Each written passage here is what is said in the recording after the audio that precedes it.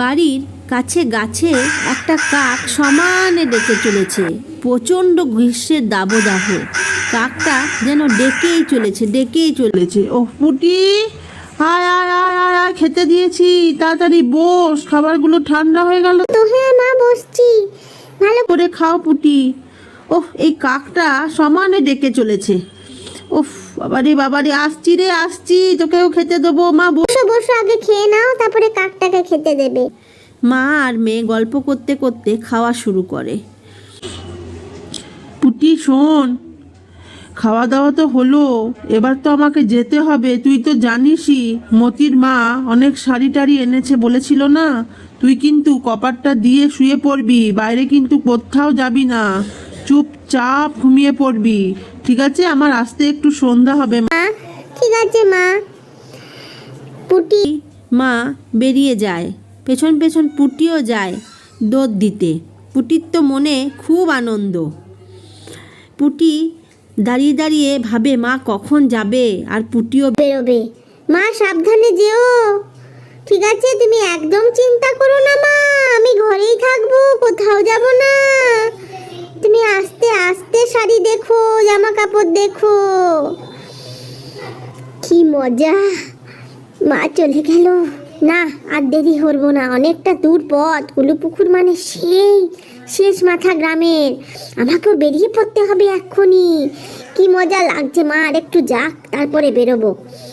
না ওই তো মা অনেক দূর চলে গেছে, যাই এবারে আমিও যাই। পুটিও বেরিয়ে পড়ল কুলুপুকুরে যাওয়ার উদ্দেশ্যে। এদিকে ঘরের কপাট লাগাতেই ভুলে গেল সে আনন্দের চোটে। যেতে যেতে যেতে যেতে পুটি একবার এদিক ওদিক তাকায়।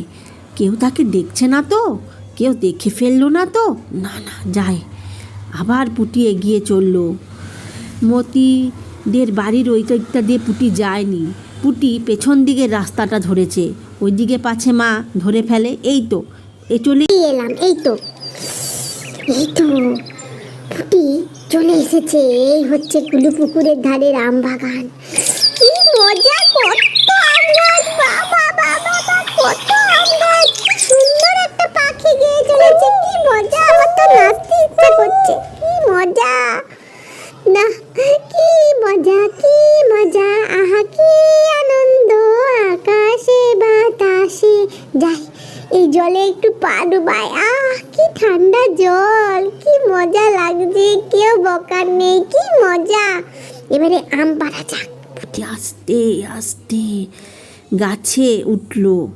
পুটি গাছে উঠতে খুব ভালোই পারে। এই তো পুটি গাছে উঠে পড়েছে।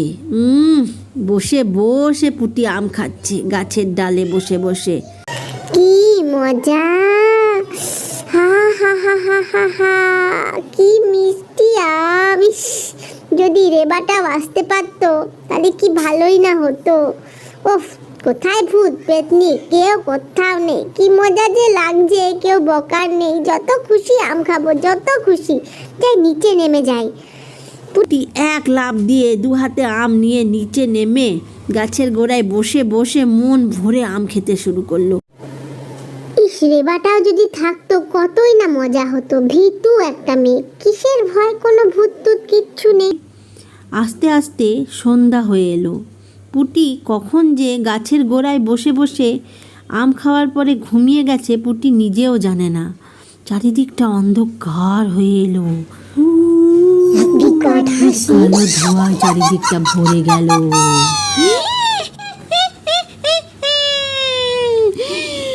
জেগে উঠল গাছ। কে বসে আছে আমার বাগানে? এত বড় সাহস! বিকট হাতির আওয়াজে পুটির ঘুম ভেঙে যায়। ঘাড় মটকে খাবো আমি, কতদিন পর মানুষের রক্ত খাবো। পুটি চলার শক্তি হারিয়েছে, অজ্ঞান হয়ে পুটি পড়ে যায়। কোথায় এলাম আমি?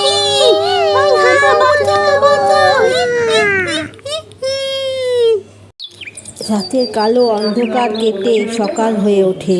পরের দিন সকালবেলা। পুটি চোখ খোল, পুটি।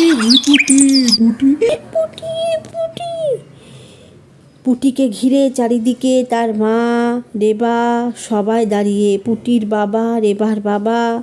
অবশেষে পুটির জ্ঞান ফিরে এলো। আসলে রেবার জন্যই পুটি বেঁচে গিয়েছে। সেই মুহূর্তে যদি রেবা তার সন্দেহের কথা তার মাকে না জানাতো তাহলে বোধহয় পুটি আর বেঁচে ফিরত না। আসলে পুটির মা পুটিকে ঘরে না পেয়ে রেবার ঘরে যায়। সেই মুহূর্তে রেবা ফিরে এসেছিল তার মামা বাড়ি থেকে এবং কুলুপুকুরে যাওয়ার সন্দেহের কথা রেবা তার মাকে জানায়। তখন পুটির মা এবং রেবার বাবা, যে কিনা গ্রামের পুরোহিত, তারা সকলে মিলে সেই কুলুপুকুরের ভূতের কবল থেকে পুটিকে অনেক কষ্টে উদ্ধার করে। এরপর বেশ কিছুদিন পুটি খালি জ্ঞান হারাচ্ছিল, অনেক দিনই অসুস্থ ছিল। তারপর আস্তে আস্তে ঠিক হয়। আর কোনোদিনও পুটি আম কুড়োতে যায়নি।